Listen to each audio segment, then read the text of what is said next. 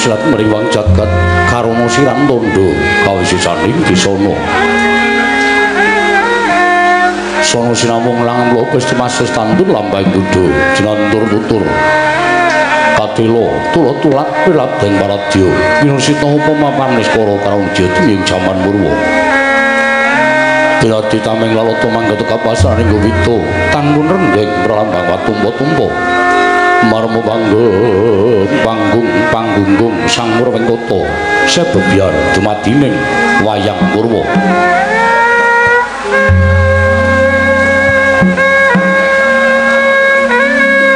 hanenggih negari pundi minangka dadi purwakaning mondo imbang-imbang ana tansah kejawi mung gemlaring negari Dwarawati ya ing Dwaraka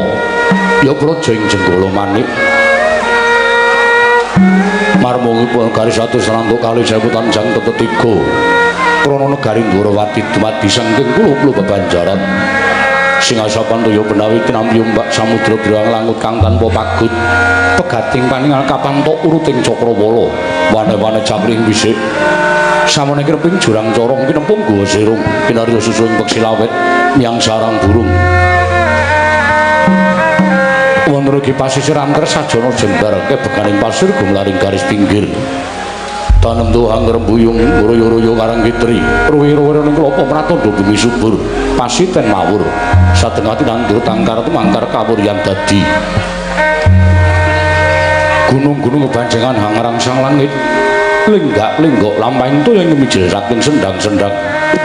wening tirtane iline pinara-para paling tinampi waduk bendung-bendung kinarya hangleni sawah nyang pategalaning Narakisma wekel pangolahing tatanen bebasan tan omon bumi sacengkang kang selo sadaya tiranduran tantu kang ora kapitan ndya bathari saglaring pasabenan yayah rukmi sari kang pinangku pertiwi pategane nunggu plawijeng ngrembuyung gegodhongane ambiyet wae nganti kaya manglung-manglung wit-witane polo kependem, polo kesimpar, polo gumantung sadetan kujiwa cinawi tukulan kang maweh kesarasaning diri ingon-ingon raja kaya pitewen sang Sangarbaka lamun sang aglaring pangonan lamun wanci cerap surya samya mulih marang kandhangi dewi-dewi datang ana carane kandhang nganggo kinancing palang labet tepi saking tindak durjana tudi samya sayek saeka kabya karo luhuring nusa bangsa duwe negari Dwarawati wana gumimbang gunung hanggung rinek somrih lestari rum tumurun trah tumrah sadya dadi regu-reganing lingkungan langkung-langkung lampun tinariti jalma sampet ing sesanggeman saben saking tindak sangsara sinangsaya tebing wada winada anane mung samad sinamatan daya dinayan sawiji-wiji wis mapan jati ning jejiban ingkang piriji temawujud manunggaling cipta rasa karsa hamba barkarya kenging mirasake negaring Ndorowati nalika sura lagi ngancik marang jaman kencana panjang kunjung pasir pawukir loh jinawi gemah ripah karto toto raharjo dasar negara gedhe bore padang jagate dhuwur kukusi turta adoh kuncarane turta kasusreng manca praja lah sinten to wae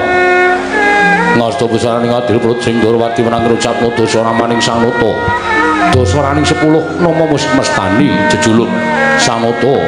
Prabu Sri Bathara Kresna ya Padmanaba ya Sasra Sumpena ya Harimurti ya Wisnu Dewa ya Sang Wisnu Murti ya Sang Kesawa ya Sang Danardana naling drawa pakuning bumi nganggung jejegaken kautaman Prisa Jogolong gamadaning dampar ora mantra-mantra sipating Ubathara yayah Sang Hyang Bathara Wisnu Angijawanta binaya bayang sangganing Apsara Hapsari saking kasuwargan pepaang genggeng pasebaning Prawadyabala yayah kroping samudra ing daratan miwadatan kantun sangganing para Punggawa Sentana miyang kula wangsa ingkang sampun kepareng ngayun madyaning Datulaya ingkang kepareng ngrepepeh pindha sata Matarangan suku Janggut Kendhada Mabuka Susilastawa menika ta warnane Putra Nata satring parang Garuda Raden Samba ya Raden Kusuma Kiratmaka Tijo Buma Narakasura Riwasnya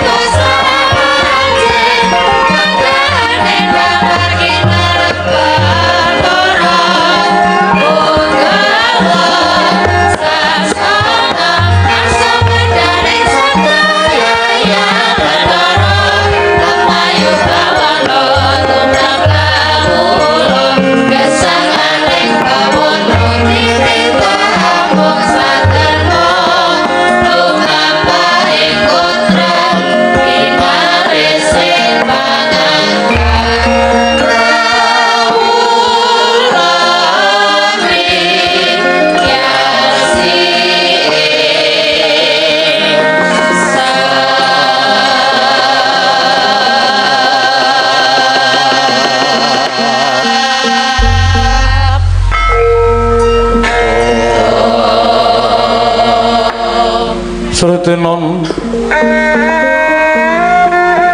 ning pasir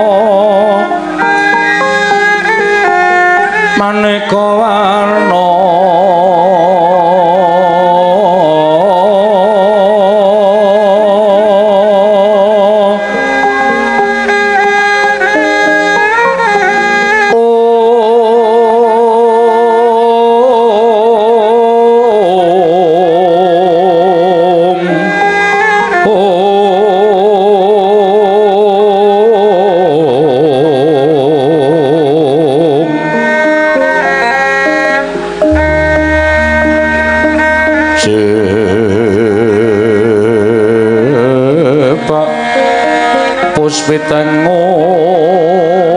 Udyono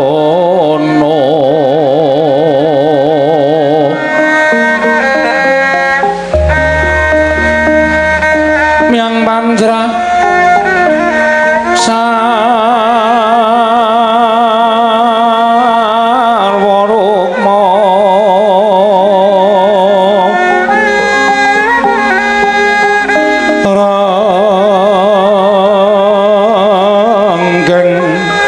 Manik Nara Narawata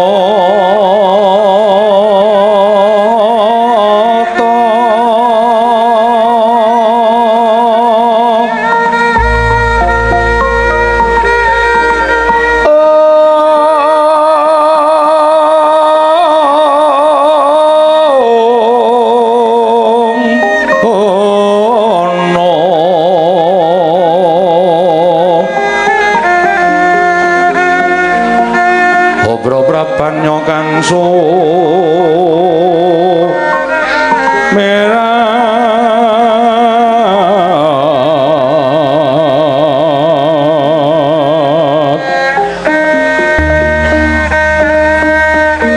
kenyaring tejo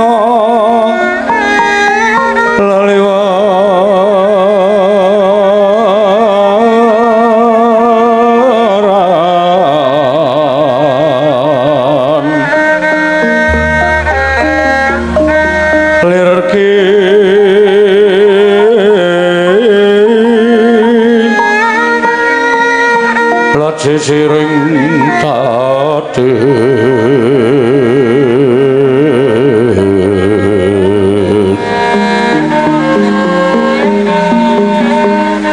wimbo kekandha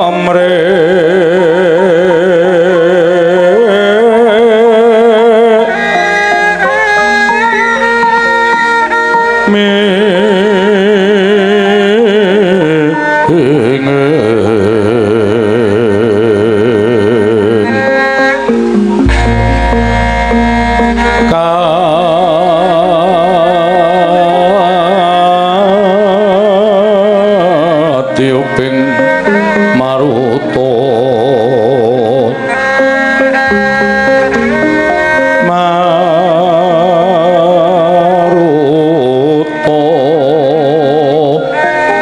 Mando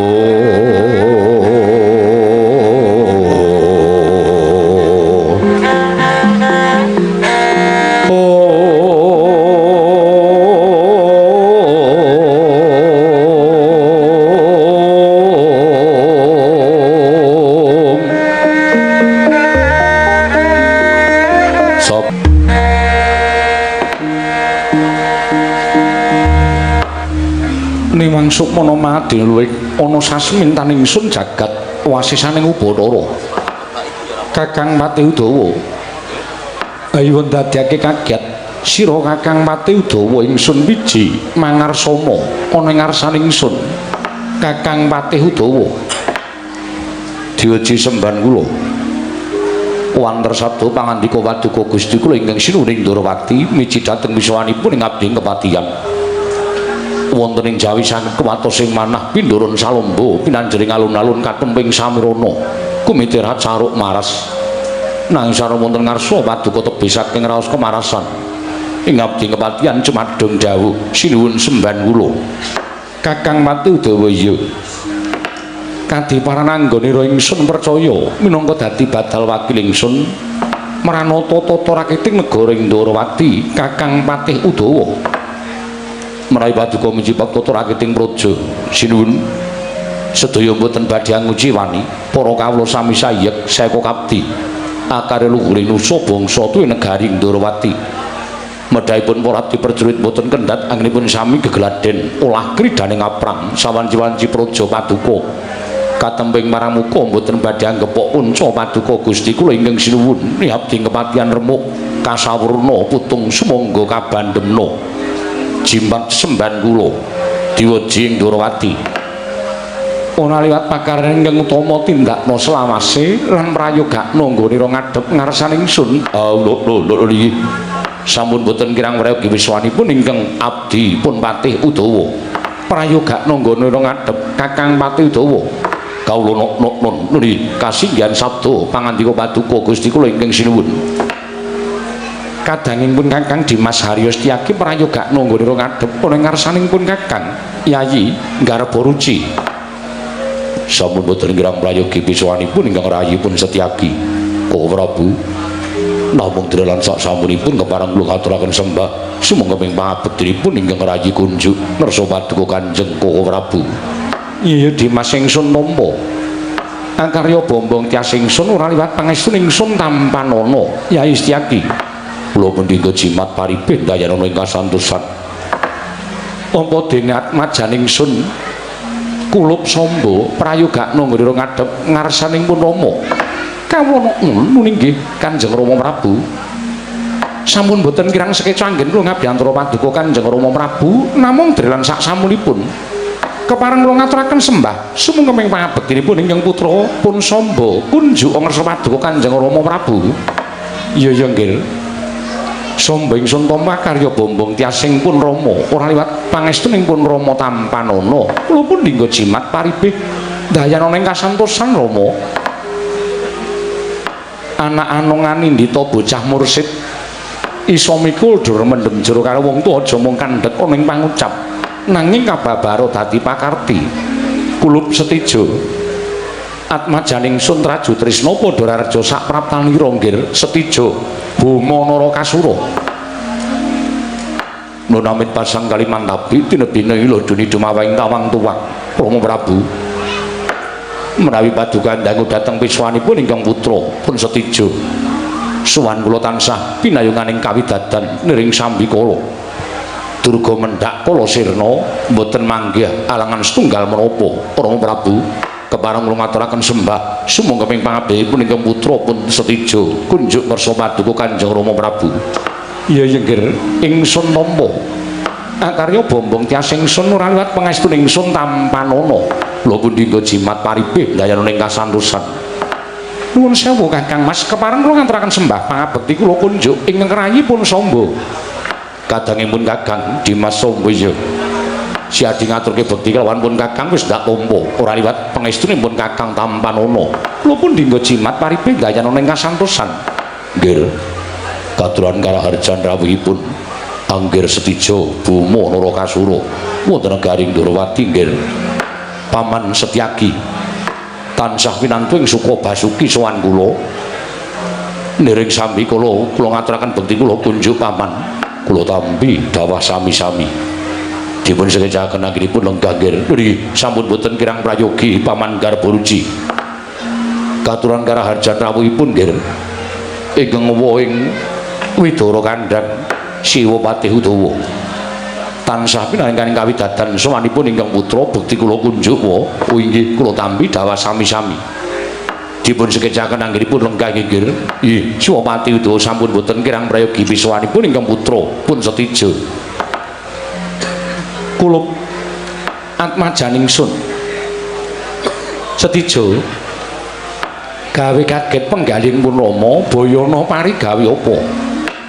dene sira sowan mongko tanpa tinimbalan sowan ngabiyantaraning Pun Rama ing Ndorowati upama ta ana atur ing bakal siraturake marang Pun Rama mara gage matura kula ana parigawe apa nggir Narakasura sewu-sewu kalapatanipun ingkang putra Tadah Wadana Rama dene sowan kula mboten cecala ingkang saderengipun kersanipun paduka Kanjeng Rama mila saderengipun ingkang putra pun Setija munjuk atur wonten suka lilaning penggalih paduka Kanjeng Rama kepareng nglubirna sih samudra pangasami dhateng ingkang putra pun Narakasura kaya isih gedhe palimarmaning sun tumrap sira kula Setija Bama Narakasura ingkang luwih gati marata gage matura yen to ana pancen wujuding pamutah saka anak lanang ana tetembungan anak polah bapa kudu kepradah apa to kang dadi panyuwunira kula Atmajaku Traju Trisna upama wong atuwamu Ndorowati bisa ngleksanani mesti wae ora bakal suwala penggaling Pun Rama ing Dwaraka matur sembah sewu tanpa pepindhan ingkang sepisan kepareng kula munjuk atur ngersa paduka Kanjeng Rama angka kalih estunipun sowan kula menika badhe nyuntak dhateng gegembolaning raos kula sakathahing raos ingkang sampun ora sukun menika wau badhe kula aturaken dhateng jengandika Kanjeng Rama namung sampun ngantos dina dungkap anggen paduka badhe nampi aturipun ingkang putra pun Setija Bama Narakasura menawi wonten suka lilaning penggalih paduka Kanjeng Rama klilan ana ingkang putra Aradi Mingset anggen kula munjuk atur ngersa paduka Kanjeng Rama ingsun lilan inggir Narakasura Gandra ingkang musmita rum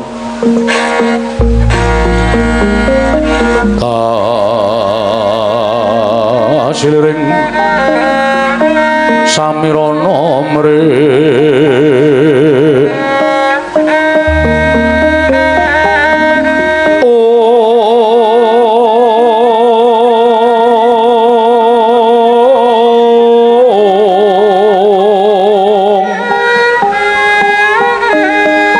sekal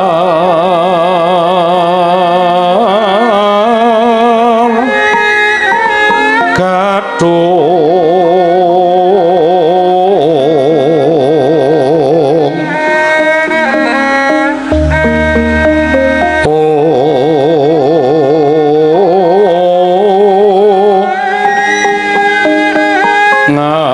ngas gandanya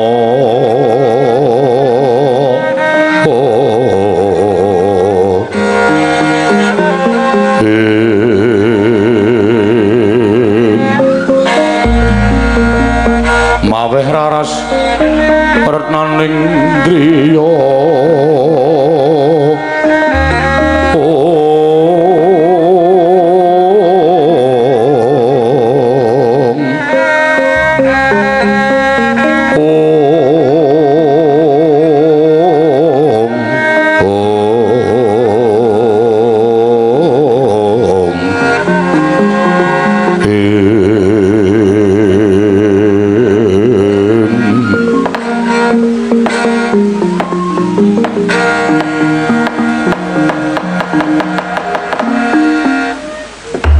sewu-sewu kalepatanipun ingkang putra Tadah Wadana nadyan estunipun kula menika ajrih kaliyan wisesaning Nalindra ing Ndorowati inggih menika tiyang sepuh kula piyambak nanging menawi kula ampet wonten saklebeting dada dangu sang-saning dagu badhe ambaledak tartemtu namung badhe damel cintrakanipun ingkang putra piyambak Setija kula wonten maring kadhawuh semune rada wigati ngono bakal munjuk atur marata gage Pun Rama nedya midhangetake Rama nyuwun pangapunten sewu-sewu kalepatan nyuwun duging samudra pangaksami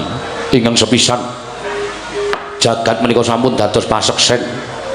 sedaya para kawula Ndorowati lan Traju Trisna miwah titah sak donya menika sampun sami priksa bilih Setija menika putra pambayunipun Nalindra ing Ndorowati panjenengan menika tiyang sepuh kula piyambak panjenengan menika sudarma kula ing wajib kula aosi ing wajib kula bekteni namung mugi andadosna ing kawuningan estunipun raos menika sampun dangu kula raosaken ingkang saknyatanipun nadyan kula menika sampun dipun kondhangaken putra ing Ndorowati nanging pangraos kula jebul sak mangke raosipun ingkang putra ing Trajutrisna nadyan kula menika anak Ratu Ndrawati ning rasa kula kok kaya dikualonake raos kula menika kados dipun kiwakaken dening Kanjeng Rama menapa to sababipun kula matur ing kados mekaten Rama mboten maiben bilih kula menika dados Nalindra peparing paduka negari Trajutrisna menika awit peparing paduka Kanjeng Rama nanging menapa inggih anak menika namung cekap dipun cekapi babagan derajat pangkat tuwin kadonyan saking pangraos kula mboten ingkang nami putra menika kedah nampi sih katresnanipun tiyang sepuh monggo nyatanipun sareng kula dados Nalindra wonten Trajutrisna kula menika ngraosaken bilih tebih raos tresnanipun Kanjeng Rama dhateng putra pun Setija menapa kula aturaken menika mawi dasar kasunyatan ingkang sakula unjukaken rasa paduka Kanjeng Rama. Dasarmu apa kula sira matur kaya mengkono? Nggih, dasar kula Kanjeng Rama menika menawi metang babagan kewajiban lan kula warga nyuwun pangapunten estunipun kekalih menika kedah sak traju, sak tundha, sak bilik-bilik tegesipun kedah adil samukawisipun kewajiban ugi kedah dipun lampahi nanging kula warga ugi kedah dipun gatosaken menika ingkang nami adil nanging tumrap kula menapa ingkang tindakan Kanjeng Rama menika nyata mboten adil liripun kula matur kados mekaten kula warga dipun kiwakaken nanging kewajiban panjenengan tengenaken menapa to sababipun kula matur kados mekaten Kanjeng Rama menika menawi kalian pepundhen kula para Pandhawa paman-paman kula para Pandhawa mandhapipun kalian lancur Pandhawa menika tresnanipun mungkuli dhateng kula warga piyambak menapa kula aturaken menika nyata sampun marambah makaping-kaping kula menika nggayuh kanugrahan kula menika nggayuh wahyu Rama pirsa piyambak bilih ingkang putra ing Trajutrisna ingkang anggadhang tumruning kanugrahan nanging sepisan kemawon Kanjeng Rama menika dereng nate hambebantu dhateng ingkang putra ingkang dipun tengenaken namung para Pandhawa langkung-langkung inggih menika kadang kula ing pringgondanipun Gatotkaca menapa Kanjeng Rama tasih kemutan duk nalika kula rebat wahyu prawiraning rat cetha bilih menika ingkang gayuh Nalindra kalih Nalindra Pringgondani lan Nalindra Trajutrisna lan sedaya sampun kuninga bilih Ratu Trajutrisna menika putra panjenengan piyambak namung emanipun Kanjeng Rama mboten belani dhateng kula nanging dipun belani pun Gatotkaca nuwun sewu mboten nama kula menika badhe ngobak-obak dhateng katentreman negaring Ndrawati tuwin penggalih paduka mboten namung menapa kula aturaken menika saknyata mawi dasar kasunyatan lan mugi dadosa penggalihipun paduka Kanjeng Rama menika sampun marambah makaping-kaping langkung-langkung nalika Kanjeng Rama mutusi perkawis Bumi Tunggarana sinten ingkang nandhang kewirangan ingkang nandhang wirang ingkang putra pun Setija nalika semanten Kanjeng Rama bebantu dhateng para Pandhawa menapa boten ateges panjenengan Kanjeng Rama menika sampun wangsul ngorek-orek dhateng ingkang putra piyambak pun Setija Buma Narakasura mila babagan perkawis menika kula menika namung nyuwun pengadilan kula menika namung nyuwun sepados Kanjeng Rama menika madhep jejeg minangka dados tiyang sepuh ingkang saged dipun pundi-pundi ingkang saged dipun sembah dinten sak mangke anggen kula nyuntak dhateng gegembolaning raos kula menika kula jumbuhaken kalian menapa ing badhe kula gayuh kula nampi sasmitaning Jawata bilih rikelenggan sak mangke dewa badhe matedhakaken inggih menika Wahyu Senopati kula sampun sowan Kanjeng Hyang Nagaraja dawuhipun Kanjeng Hyang kula kedah matur dhateng ngarsa paduka Kanjeng Rama sak gedhagan menika menawi Kanjeng Rama tasih ngawrataken dhateng para Pandhawa menawi Kanjeng Rama tasih ngawrataken dhateng lancur Pandhawa sampun boten wonten ginanipun pendak dinten kula asok bulu bekti glondong pengareng-areng lan sampun boten wonten ginanipun Setija menika ngaosi dhateng paduka Kanjeng Rama kula mboten wonten gunane kula sowan wonten negari Ndrawati nek nyatane anggen kula deku menika mboten dipun anggep dening jengandika Kanjeng Rama Prabing Ndrawati menawi jengandika mboten saged asung sak biyantu dhateng putra pun Setija anggenipun gayuh Wahyu Senopati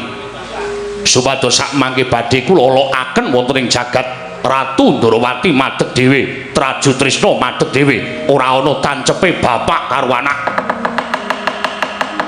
Jaja muntap lir gnetap duka yayasinipe. Netra kocak ngondarandir.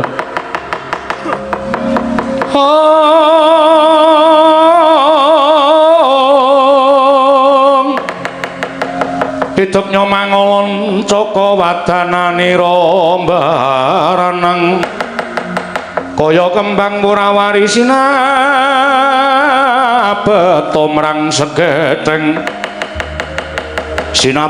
segedeng bel medal tahanane ing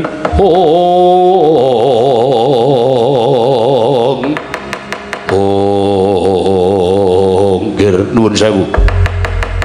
Sareng kula midhang ketaturipun hanggir setuju sajaipun jengandika nglepataken dhateng Ingkang Rama. Nuwun sewu nggih. Ingkang Rama menika nalindring Ndrawati mongko menika nedheng wonten ing pasewakan. Sinebo sanggaring para kawula semanten kathahipun mbok inggih menawi wonten perkawis kula warga dipun rembag madani kedatun pepanggihan catur netra. Menika sami kemawon jengandika anggir sedaya menika memirang dhateng Kanjeng Rama inggih menika Koko Prabu Ndrawati. Tur malih menapa jengandika ngendikaken menika leres tumrap panjenengan nanging boten leres tumrap bebrayan tuwin boten leres tumrap Ingkang Rama ing Ndrawati. Paman nuwun sewu. Kula boten rembakan dhateng jengandika paman. Sowan kula menika sowan dhateng tiyang sepuh kula. Sampeyan boten sah melu-melu perkara niki. Niki perkarane anak karo bapak. Yen pancen bapakne wis ora mituruti kekarepane anak, ganane apa kula ngabekti karo wong tuwa. Menawi ngaten jengandika tegesipun badhe wantun dhateng tiyang sepuh. Nek wong tuane wis ora ngerti karo anak, gunane apa tak ngabekteni, gunane apa tak aosi. Yen perlu setijo wis dadi ratu ning Traju Trisna.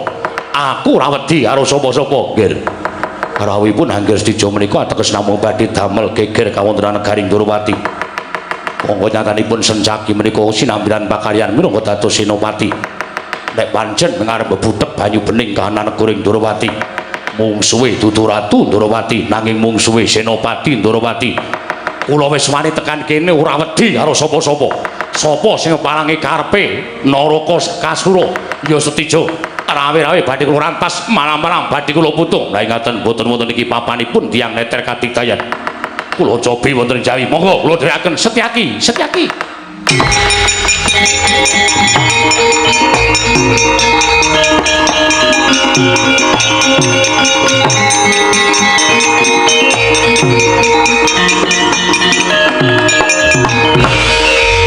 Dimas, ora usah dadak mubal babal kanepsa ning sira Yayi Setyaki. Sirepen nganggo tirtaning kesabaran. Sirepen Yayi. Yen to nganti katemaning kaya mengkono iki mengko kriwikan dadi grojogan, geguyon dadi tangisan. Nyuwun pamunten. Sampun boten kiyat ngampah dhateng seseking raos kula. Kula sampun boten saged kiyat nduwa dhateng mubal babalipun manah kula. Koko Prabu sewu kalepatan diagung pangasami. Ora dadi ngopo. Perkara iki wajibe dirembuk ing apik-apik aja nganti dadi daredah antaraning kula warga. Mengko ndak ora prayoga. Nuwun sewu Kanjeng Rama. Dinten samangke kula nyuwun keterangan ingkang gumathuk lajeng kados pundi anggen paduka nggadahi kesagahan. Tuwin anggen paduka badhe paring dawuh sagah lan botenipun bantu anggen kula gayuh wujuding wahyu senopati. Koko Prabu Setyaki piye? Kedah nglenggahi Bawa Laksana nyuwun pangapunten nadyan menika putra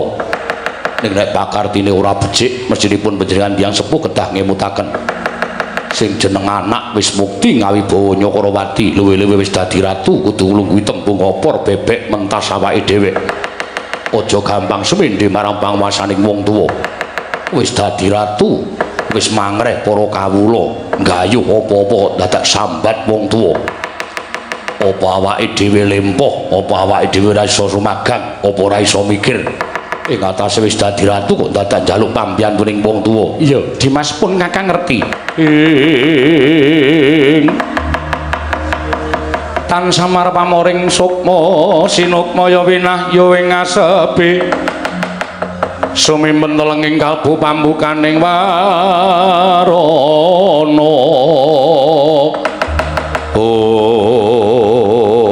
dedreg madyaning pasiwakan negari Ndrawati nalika semanten dintrem sadaya para nayaka tumungkul ing Kisma jerih lawan wisisaning nata ing Dwaraka midhanget aturipun Alendra ing Traju Trisna Prabu Setija Bama Narakasura nalika semanten dadya kodheng sutaning galih nata ing Ndrawati kedadak geger jaba apa to kang dadi darunane ora ana macan krangke Gajah Medha saka wonten Kejawi namung utusan saking negari Ngamarta nenggih putra ing Jodipati satra ing Jangkar Bumi Raden Hanantarja ingkang ngrepepeh pindha sata Matarangan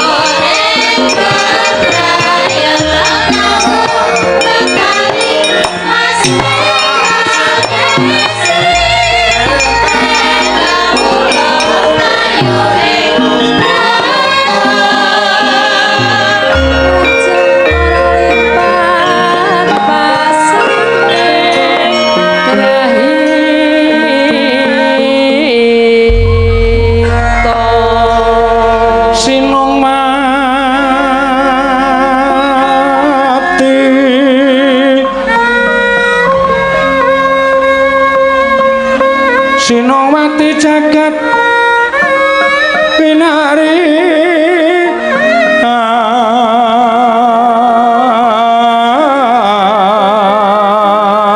among mbak lumembak ombak ing samudra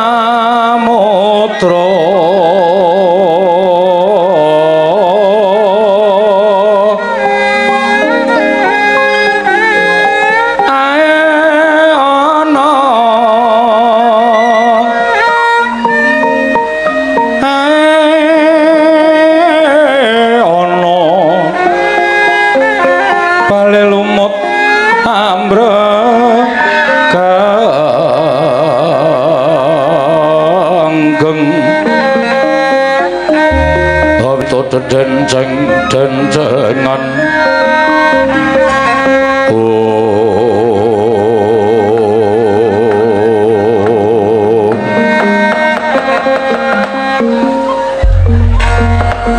Niwang Sukmana madi luwih ana sasmintaning sun jagat wasisaning Ubatara ora pangling iki kaya swaniat majaning sun jangkar bumi Antarja ngger bocah bagus padha kanthi harja sapraptanira kuluk naga Bagindo nunamit pasang kaliman tapi tinebine ilo dini dumawaing tawang tuwak Kanjeng Prabu ingkang putra sowan kepareng kula ngaturaken sembah sumangga ping pangabekti kula kunjuk sandha pepodo paduka Kanjeng Prabu Ndrawati ya kula pingsun tampa karya bombong tias ingsun ora liwat pangestu ingsun tampanana lha pundika jimat paribeh dayana ing kasantosan kadangipun Kakang Dimas Antarja padha rarja sapratamu yayi nggih Kakang Mas Ombo tansah pinanggan kawidadan sowanipun ingkang rayi kula ngaturaken sembah pangabekti kula kunjuk Kakang Mas iya yayi ndak tampa pangestunipun Kakang Tampanana kula pundika jimat paribeh dayana ing kasantosan nggih katuran karaharjan rawuhipun Anggir Antarja Paman Setyaki pinantuing Suka Basuki sowan kula kepareng kula ngaturaken sembah pangabekti kula kunjuk dipun sekecaken anggenipun lenggah sampun boten kirang prayogi Paman nggih katuran karaharjan rawuhipun Anggir Antarja Siwa Patih Udawa Wilujeng bekti kula kunjuk kula tampi dipun sekecaken sampun boten kirang prayogi anggen kula ngabiyantara Kanjeng Patih Udawa Antarja wonten timbalan Bu ana wigati apa nggih kula yen to pancen diutus dening pepundhenmu Pandhawa mara gage matura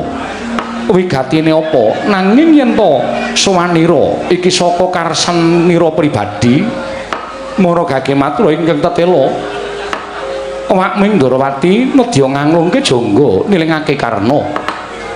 sampun dipun parengaken munjuk atur iya wis ndak keparengake nggih matur sembah nuwun ingkang sepisan ngaturaken sembah pangabekti ndungkap angka kalih sowan kula menika wale-wale menapa mboten saking ingkang putra piyambak anggenipun gadhahi pikajengan sowan ngersa paduka Kanjeng Prabu namung dapur dipun utus inggih menika pepundhen Pandhawa mliginipun Kanjeng Rama Jodipati mugi andadosna ing kawuningan nalika semanten panggihan ageng madyaning Datraya negari Ngamarta sami ngrembak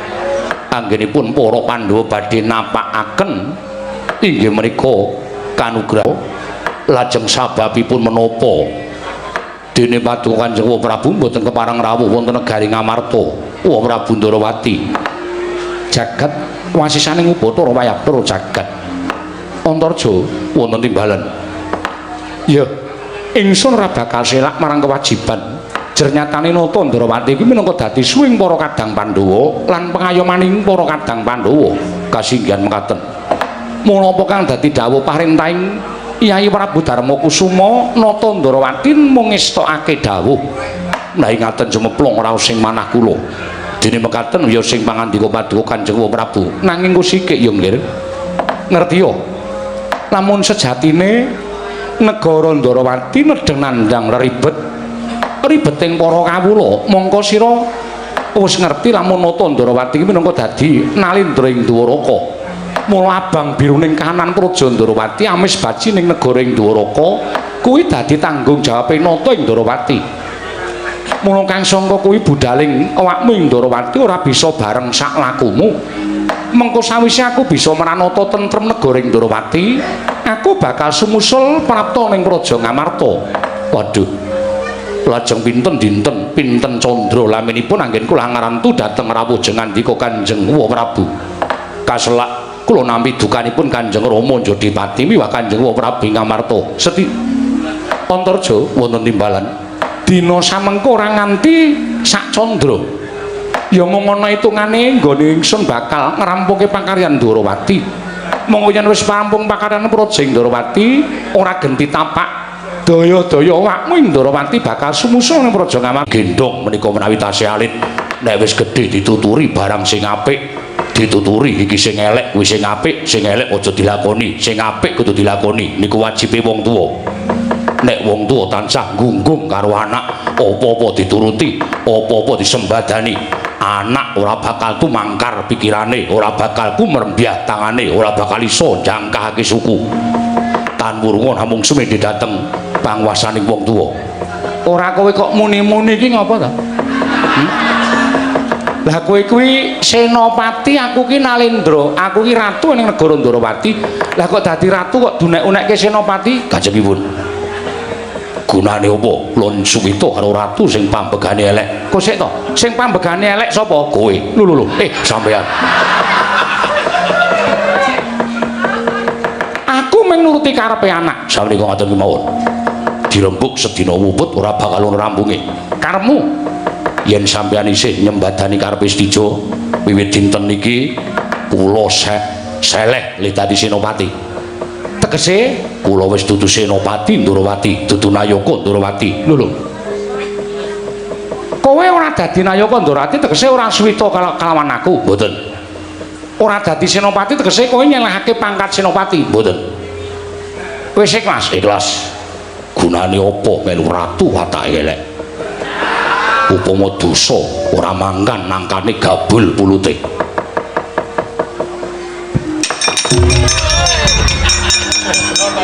Udawa ngopo kok namung pindah nggen namung pindah nggen kok nyampari gelas lho iki kajengipun nyatanipun kula kepengin pindah nggen napa sing dikendikake Kyai Mas Tyaki menika tumrap kula leres sanget mila dinten samangke mboten namung setunggal Nayaka sing ora cocok karo pambekaning Ratu Ndorowati nadyan ingkang abdi pun Udawa nek pancen sampeyan sinuwun ngringsang ingkang putra Raden Setijo kula nggih mboten ajeng dados patih Ndorowati lha dalah iki kok malah do metu iki piye ta iki Setyaki moh dadi Senopati Udawa moh dadi patih ya wis apa mbok kira Ratu Ndorowati mung gumantung karo kowe ngono apa piye Ratu Ndorowati iso madeg jejeg tanpa Setyaki tanpa patih Udawa nek pancen kowe do ora gelem dadi Senopati ora gelem dadi patih ora apa-apa ayo kene pangkat Senopati tak suwun pangkat patih tak suwun monggo kula aturaken tangan kula kalih monggo kula aturaken tangan kula kalih semangkean padake dumeh aku dadi patih ora iso mangan Udawa wong gaweanmu ki ming patih kok patih tok wenehke aku ki kowe arep nyambut gawe apa ha sakarepku sampean kok ngurusi kula tesih duwe kibot siji arti gua pepete ngedeke pos rondo kok ngedeke pos rondo anu niku jenenge niku lho sing orjen tunggal ndadak golek penyanyi bojo kula isanipun namung cecak rawa anggere ping 4 ra wis nganti teleke oke ra jam-jam ya wis ora apa-apa wis nek ngono tetep nata Ndorowati ora duwe Setyaki ora duwe Udawa dipun sekseni jagat sayunipun kula mboten ajeng dados Nayaka Ndorowati pun ngaten mawon dipun sekseni jagat sayunipun kula mboten dados patih Ndorowati ya tak tampa ora dadi ngopo ning aku njaluk dina iki aku bakal kondur ngedaton budalna kang padha seba kajenge budal piyambak-piyambak lho kok kajenge budal piyambak-piyambak kula niki wis dudu patih sampeyan wis ora duwe wenang mangreh kula dawuh kalian kula wong wis dudu apa-apa kok dawuh bener kudu apa-apane kok kon dawuhi Samba kula wonten maring dawuh budalna kang padha seba nun nggih kestaken dawuh pengen dijotosi ya budalna pengen tutuki ya budalna wong pangapunten Rama mboten sagah lah piye kok ora sago menika Paman Setyaki mandeng kula terus Rama wong bocah ora ngerti apa-apa kok ya diancam kajenge sapa sing ngewangi nata Ndorowati tetep tak ancam oh lah kok wis kaya ngono ya wis sakarepmu Setyaki ning apa ya tumon ing ngatasé kowe iki ora dadi Nayaka Ndorowati kok isih mbegogok ning ngene iki kowe ngenteni apa ora ngenteni apa-apa nyuwun pamit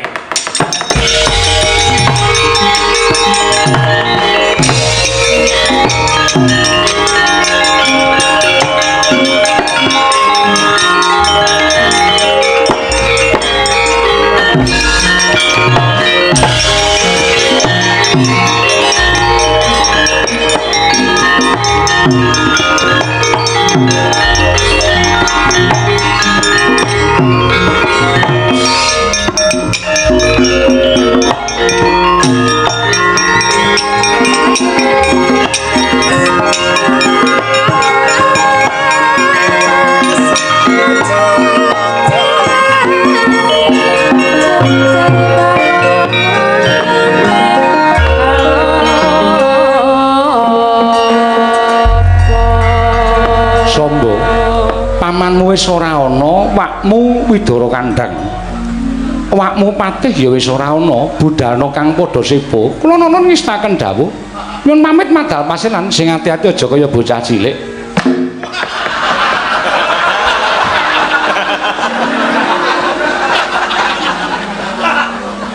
Menapa pendhapi menika reget nggih Rama?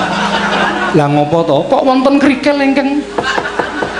tekan mestakanipun ingkang putra? Mbok menawa kuwi meng saka gemaling pendhapa iki ingkang wis rada tuwa. Oh ngaten. Iya. Budalna kang padha seba. Ingsun kundur kedaton. Kula nuwun ngestaken dawuh nyuwun pamit madal pasiran sing ati-ati aja kaya bocah cilik.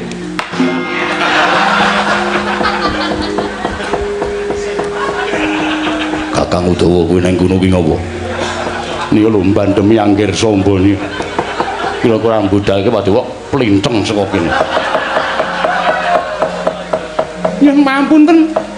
Rama menika kok saking manginten kula pokal damelipun Siwa Patih Udawa.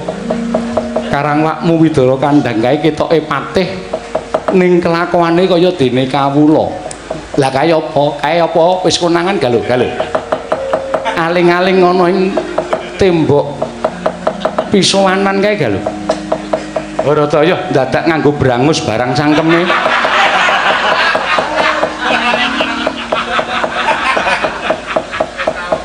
Ya wis, aja kowe. Inggih, kula ajri Rama ya wis. Mban, wonten dawuh. Maju kene. Lho niki ngestakaken dawuh.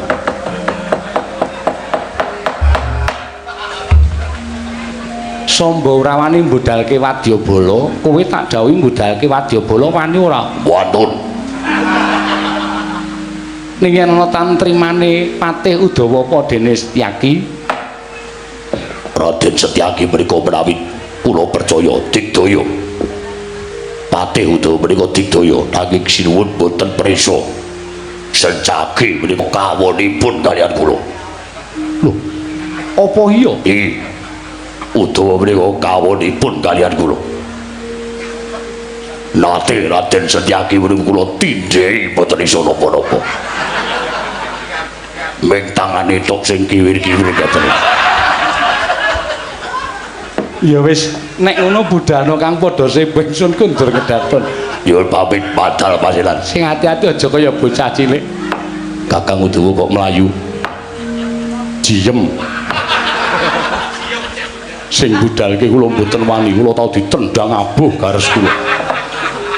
Wis ayo semingkir wae ngestakaken dawuh. Purna gati ning Parangkilan salah satu kundur kedaton jeluk saking dampar kencana katingal gegebiaran lampahing Sri Narayana wau.